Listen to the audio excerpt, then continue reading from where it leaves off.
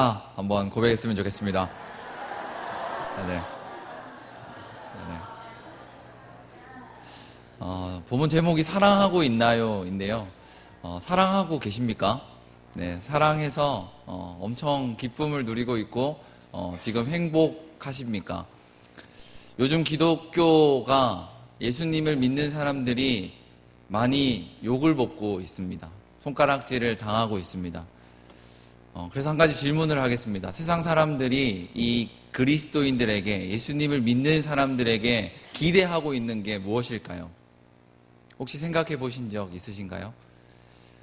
예수님을 믿는 사람들에게 왜 이런 제가 질문을 했냐면, 여전히 손가락질을 당하고 핍박을 당하는 이유는 그만큼 그리스도인들에게 대한 기대감이 크기 때문에 그렇습니다. 왜 예수님을 믿는 사람은 이렇게 해야 되는데 이렇지 않지? 라는 질문에 세상 사람들이 반응을 하는 겁니다. 그 말은 오늘 본문에서 저는 사랑이라는 걸 말씀드리고 싶습니다. 우리가 사랑의 모범을 보여야 하는데 세상에 나아가서 세상 사람들과 함께 살아가는 저희들이 정말 그리스도인이기 때문에 사랑해야 함에도 불구하고 그 사랑이 없어지기 때문에, 사랑의 모범이 사라지고 있기 때문에 사람들이 실망하고 있진 않은가, 그렇게 사실 생각이 듭니다. 그리고 오늘 관리위원회 이렇게 예배를 드리고, 특별히 본문이요, 저희 이제 초등부 이제 여름 성경학교 때 다룰 본문입니다. 저희가 교회를 소위 관리를 하고 일을 하고 섬길 때마다 우리가 시간도 쓰고 마음도 쓰는데 그 속에 필요한 건 단 한 가지, 사랑인 것 같습니다. 우리가 성경에서 가르치는 것이 무엇인지 잘 알고 있습니다. 저희는 성경이라고 읽고 성경은 오실 예수님과 오신 예수님이라고 읽습니다. 그리고 그 예수님의 모습을 보면 우리가 사랑의 모범을 보여주신 분이다 라고 읽을 수가 있습니다. 근데 이 사랑에는 오늘 본문에서 두 가지가 나타납니다. 어떤 사랑이죠? 하나님 사랑과 이웃 사랑입니다. 이 두 가지의 사랑이 나타나는데 오늘은 세 가지로 사랑이 무엇인가, 그리고 사랑을 어떻게 해야 되는가를 한번 살펴볼 겁니다. 이 하나님을 사랑하고 이웃을 사랑해야 하는데 첫 번째가 하나님을 사랑해야 된다라는 겁니다. 그래서 오늘 누가복음 27절에 보면 하나님을 사랑하고 그리고 이웃을 사랑해야 한다라고 이 율법 교사가 예수님과의 대화 속에서 대답을 합니다. 율법 교사의 대화 속에서 이 누가복음이 아닌 이 마태복음 22장을 보면요, 하나님을 사랑하라. 그리고 나서 우리 한번 읽어볼까요? 22장 39절입니다. 시작. 둘째도 그와 같으니 내 이웃을 내 자신같이 사랑하라 하셨으니. 아멘. 마태복음 22장에 보니까요, 동일한 본문인데 이렇게 기록합니다. 하나님을 사랑하라. 그리고 둘째도 그와 같다. 마태복음에서의 질문은 제자들이 누가 크냐라고 질문합니다. 그 속에서 하나님과 이웃을 사랑하라고 하는데, 오늘은 특별히 누가복음 10장에는 이웃 사랑에 대해서 더 이야기를 할 겁니다. 그런데 그 이웃 사랑이 이렇게 얘기하는 겁니다. 둘째도 그와 같다라는 겁니다. 우리가 하나님만 막 사랑하다 보면 예배에 빠지지 않고 뭔가 예배만 하는 그런 모습만 떠올릴 수 있습니다. 그런데 하나님을 사랑하는 사람은 동일하게 이웃도 사랑한다라는 겁니다. 다시 말하면 하나님의 사랑을 받은 사람은 이웃에게 그 사랑을 전할 수 있는 사람이라는 겁니다. 우리 성도님들은 하나님의 사랑을 경험하셨습니까? 사랑에는 순서가 있습니다. 이 사랑이라는 단어는 세상에서도 많이 불립니다. 가요 속에서도, 또 이전에 세상 사람들이, 하나님을 믿지 않는 사람들이 사랑이라는 단어를 많이 씁니다. 그런데 성경에서는요, 이 사랑을 이야기할 때는 하나님으로부터 시작하는 사랑이 첫째 된다라고 얘기합니다. 그 말은 뭐냐면 사랑에는 순서가 있다는 거고요, 그 순서 가운데 우리가 사랑을 베풀어야 된다는 겁니다. 한번 읽어볼까요? 사랑은 시작. 사랑은 하나님으로부터 시작됩니다. 내가 열심히 사랑하는 게 아닙니다. 내가 하나님께서 받은 사랑으로 그 사랑을 전하는 것뿐입니다. 관리위원들도 마찬가지일 겁니다. 그리고 성도님들도 마찬가지일 겁니다. 하나님의 사랑을 받은 사람이 하나님의 사랑을 전할 수가 있습니다. 부모로부터 받은 사랑을 받은 이 아이가요, 커가면 그 사랑을 전할 수 있는 것처럼 우리가 예배를 통해서 기도하고 찬양하고 말씀을 들으면서 하나님으로부터 사랑을 받았습니다. 그러면 그 사랑 받은 걸 나만 가지고 있고 싶다라는 생각을 결코 하지 않겠죠. 하나님의 사랑을 받은 사람은 당연하게 그 사랑을 흘려보냅니다. 옆에 계신 분에게, 구역원들에게, 또는 하나님을 믿지 않는 사람들에게 말입니다. 그러다 보니까 이 한국 교회가 점점 성장할 수 있었고 부흥할 수 있었던 겁니다. 그런데 지금 하나님을 믿는 사람들이요, 사랑을 상실해 가고 있습니다. 하나님이 다함없이 사랑을 부어주심에도 불구하고 이 사랑이 없어지고 있는 것처럼 여겨지고 손가락질 당하고 있습니다. 하나님은 분명히 우리에게 말씀하셨습니다. 내가 너희들을 사랑하고 있다라고 말입니다. 저희가 잘 아는 본문이죠. 요한복음 3장 16절입니다. 이 하나님이 우리를 사랑하셨음을 보여주는 대표적인 성경 구절입니다. 그래서 하나님이 세상을 이처럼 사랑하사 예수님을 주셨습니다. 하나님이 우리를 사랑하셔서 예수님을 보내주셨고, 그 예수님 때문에 우리가 구원받은 백성으로 가장 아름답게 살아가고 있습니다. 그런데 참 신기하게 요한 1서 3장 16절에 무엇이 기록되어 있는지 아십니까? 한번 읽어볼까요? 시작. 그가 우리를 위하여 목숨을 버리셨으니 우리가 이로써 사랑을 알고 우리도 형제들을 위하여 목숨을 버리는 것이 마땅하니라. 아멘. 네, 어떤 선교사님이 이 본문을 이야기하시면서 하나님 사랑과 이웃 사랑을 연관시켰습니다. 물론 관계가 없어 보이기도 합니다. 그런데 저희가 느끼기에 이 한글로 한자차입니다. 요한복음 3장 16절, 요한 1서 3장 16절. 그런데 그 하나님의 사랑이 우리에게 전해졌을 때 우리는 그 사랑을 베풀어야 된다. 오늘 요한 1서 3장 16절에는 목숨을 버리는 것이 마땅하니라 라고 이야기하면서 이웃 사랑에 대해서 이야기를 하고 있습니다. 바라기는 하나님의 사랑을 듬뿍 받는 저와 여러분이 되었으면 좋겠습니다. 그래서 저희 교회가 정말 세상에 손가락질 받는 교회가 아니라, 와, 정말 하나님의 사랑이 놀랍구나라는 걸 몸으로 보여주는, 이웃 사랑을 실천하는 교회가 되었으면 좋겠습니다. 그래서 우리 교회를 보면, 또 성도님들을 보면, 아, 사랑이 이것이구나, 사랑이 정말 놀라운 것이구나 라고 깨닫게 되는 놀라운 하나님의 역사가 일어나기를 주님의 이름으로 축복합니다. 오늘 이 율법교사와 또 예수님의 대화가 바로 이런 이야기입니다. 율법교사와 예수님의 대화가 25절부터 28절까지 이렇게 주고 받는 식으로 대화를 하게 됩니다. 예수님께서는 28절에 내 대답이 옳다, 이를 행하라, 그러면 살리라 라고 말합니다. 하나님의 사랑을 받았으면 그것을 생각만 하지 말고 행하라 라고 말씀하고 있습니다. 그때 이 율법교사가 이런 질문을 합니다. 29절에 예수님, 그러면 내 이웃은 누구입니까? 라는 질문입니다. 하나님의 사랑을 받았습니다. 하나님의 사랑을 받아서 열심히 봉사도 하고 섬기고 있는데, 그런데 내가 누구를 도와줘야 되느냐라는 질문을 이 율법교사가 던지게 됩니다. 그때 이 예수님께서 저희가 잘 알고 있는 이 비유, 사마리아 사람의 비유를 들려주십니다. 원수를 사랑해라 라는 본문이 직접적으로 있지만 예수님이 그렇게 말씀하시지 않고 이야기를 들려주신다라는 겁니다. 이것에서 사랑이 무엇인지 알 수 있는데요. 한번 읽어볼까요? 사랑은? 시작. 사랑을 하나님께로부터 받아서 사랑을 실천했다면 이 사랑은 모든 사람에게 차별 없이 베풀어야 한다라는 겁니다. 이 율법교사가 사마리아인 비유를 들었습니다. 그렇죠? 예수님께서 사마리아인 비유를 들려주시는데 어떤 사람이 예루살렘에서 여리고로 향하는 길에 강도를 만납니다. 강도를 만났는데 제사장이 지나가고 레위인이 지나가고 사마리아 사람이 지나갑니다. 근데 그때 도와준 사람이 사마리아 사람이었습니다. 그러면 이 36절에 이 율법교사에게 이렇게 예수님이 질문합니다. 내 생각에는 이 세 사람 중에 누가 강도 만난 자의 이웃이 되겠느냐라는 질문입니다. 그러면 율법교사가 어떻게 대답을 해야 이상하지 않구나 라고 생각할 수 있을까요? 사마리아 사람입니다 라고 대답해야 전혀 이 대화에 문제가 되지 않습니다. 그런데 37절에 보면 이르되 자비를 베푼 자니이다 라고 이야기합니다.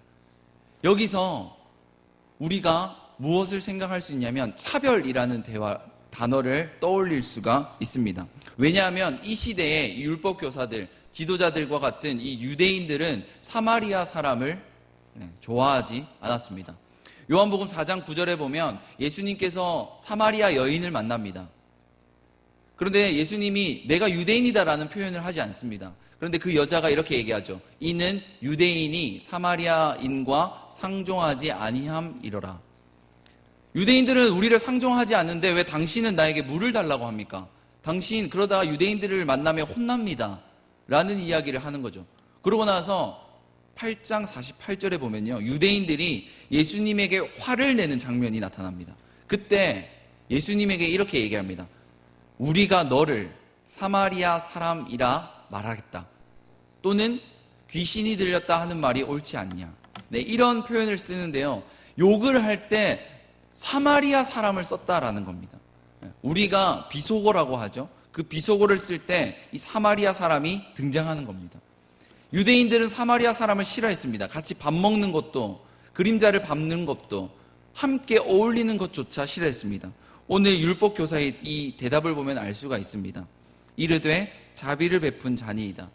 많이들 자비를 베풀어야 되겠다라고 생각을 하셨을 텐데, 이런 시대적인 상황을 보면 사마리아 사람은 유대인들에게 멸시를 받고, 사마리아 사람은 정말 비교를 당하면서 유대인들에게 멸시를, 천대를 받는 사람 중에 한 명이었습니다.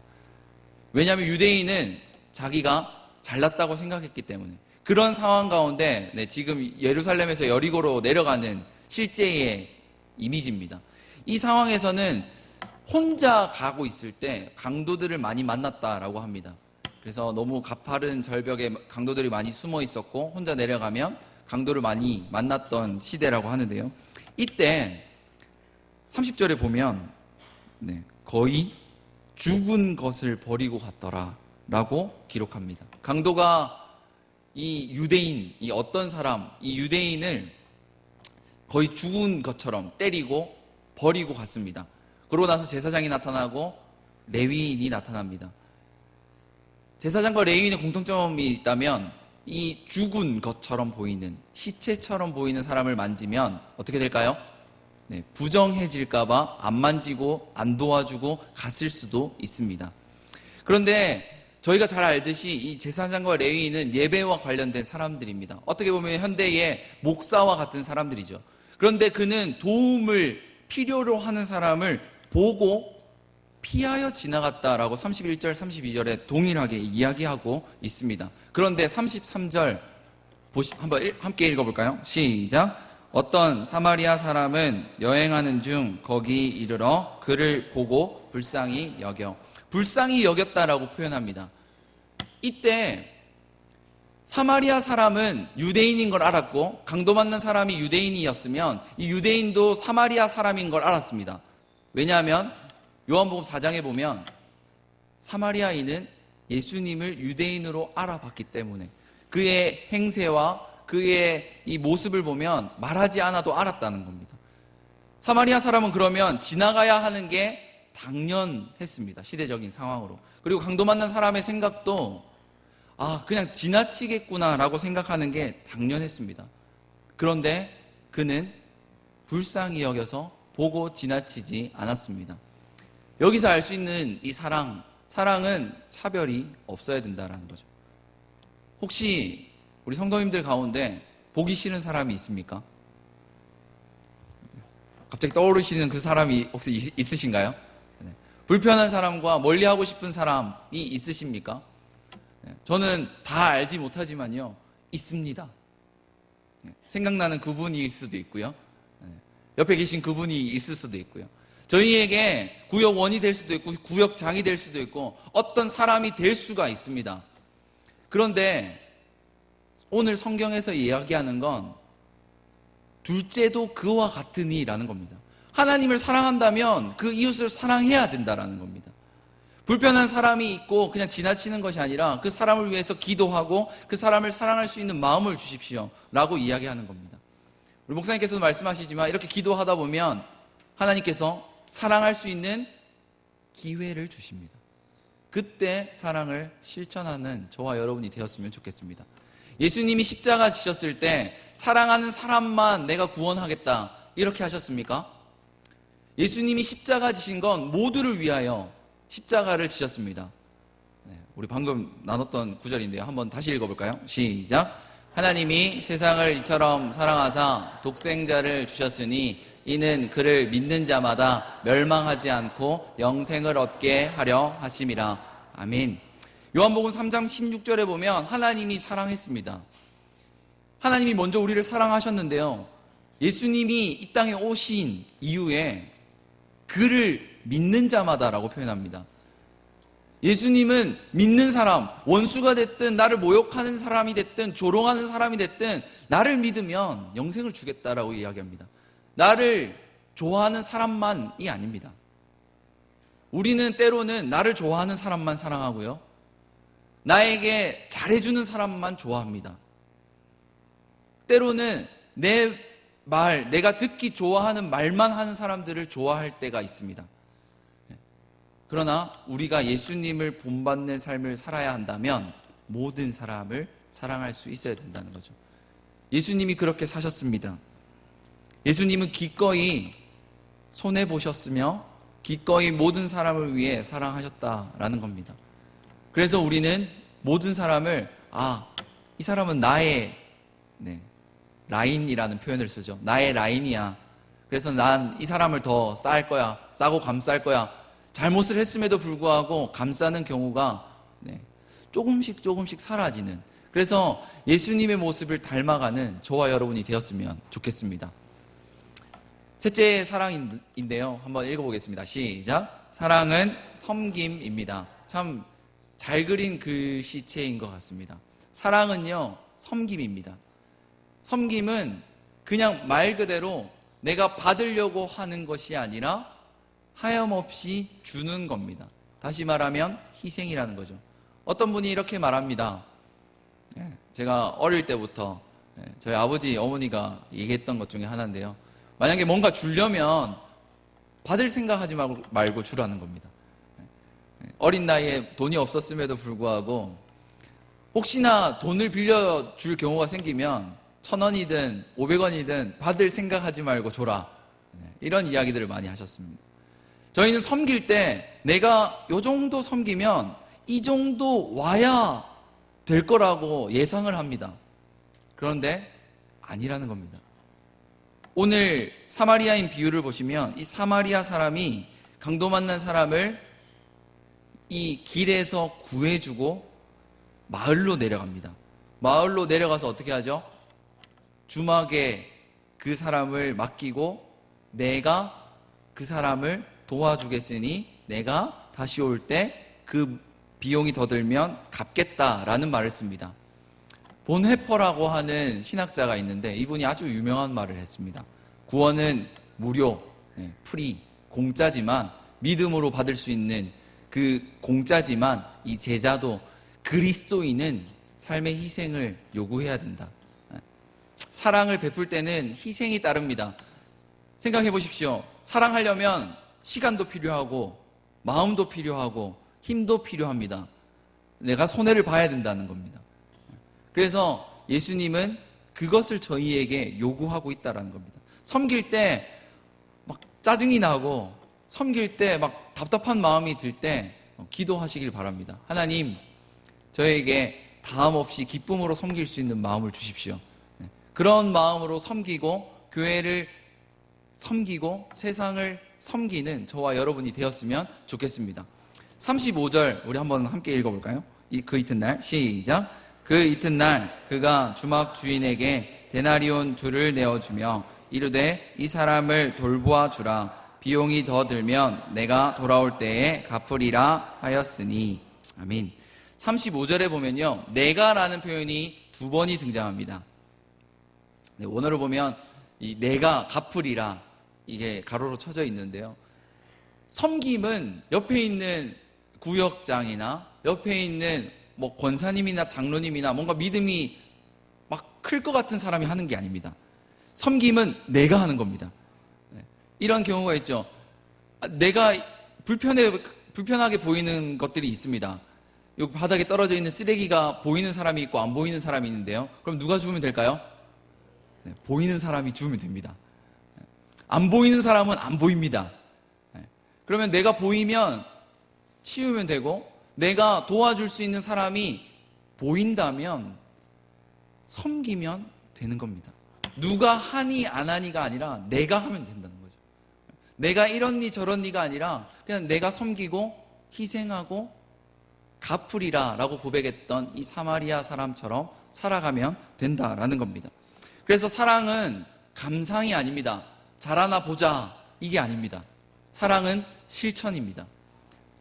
이 섬김 안에는 실천이 포함되어 있다는 겁니다. 대부분의 이 그리스도인들이 이 사랑이 감상이 되어가고 있습니다. 그래서 저도 사실 떨립니다. 감상이 되어질까봐 너무나도 두렵고 떨립니다. 성도님들은 어떻게 될지 잘 모르겠습니다. 보인다면 도와주고 이 사랑을 실천하는 그리스도인이 되었으면 좋겠습니다. 예수님을 믿는 사람은 섬기는 척하고 누가 보이면 섬기고 목사님이 계시는구나 섬기고 장로님이 계시는구나 섬기고 이런 게 아닙니다. 보이지 않아도 섬기는 게 사랑이고 보이지 않아도 하나님이 나와 함께 하시기 때문에 섬기는 게 섬김이고 사랑인 겁니다. 이 진정한 섬김이 저와 여러분에게 있었으면 좋겠습니다. 그래서 마지막 37절에 예수님이 이렇게 말합니다. 한번 읽어보겠습니다. 시작. 예수께서 이르시되 가서 너도 이와 같이 하라 하시니라. 아멘. 이 사마리아인 비유를 들려주고 나서 예수님이 이렇게 말씀하시는 겁니다. 가서 너도 이와 같이 하라라는 겁니다.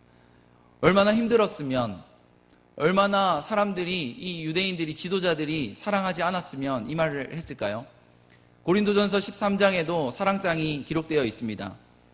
얼마나 사랑을 하지 않았으면, 교회 안에 사랑이 없었으면 그 사랑장을 기록해 두었을까요? 우리는 사랑해야 하는 존재입니다. 미워하고 시기하고 손가락질하는 존재가 아니라는 겁니다. 마지막으로 한번 읽어보겠습니다. 시작. 세상의 논리로는 이해할 수 없는 예수님의 사랑을 보여주어야 합니다. 처음에 제가 질문 드렸습니다. 세상 사람들이 우리에게 기대하는 것은 사랑의 모범입니다. 오늘 오전 말씀과 동일한데 성령 충만한 사람이 예수님의 모습을 드러내는 것, 성령 충만한 사람을 기대하고 있습니다.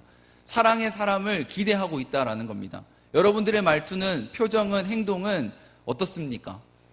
우리는 왜 저러지? 라는 질문을 받아야 할 것 같습니다. 그 질문의 답은 예수님이 하셨기 때문에 그렇습니다. 라는 답변을 가져야 하겠습니다. 예수님은 기꺼이 조롱받으면서 십자가를 지셨습니다. 사랑의 모범이 되어 주셨습니다. 정말 우리가 교회를 섬기고 우리가 사랑하는 건 예수님을 닮아가기 때문에 그런 줄 믿습니다. 예수님께서 기꺼이 사랑의 모범이 되어주셨고 우리에게 사랑을 이와 같이 하라라고 명령하셨기 때문에 저희가 사랑해야 되는 줄 믿습니다. 저희 모든 성도님들이 정말 이 사랑을 받아서 모든 사람을 차별 없이 사랑하고 섬길 수 있는 은혜가 있기를 주님의 이름으로 축복합니다.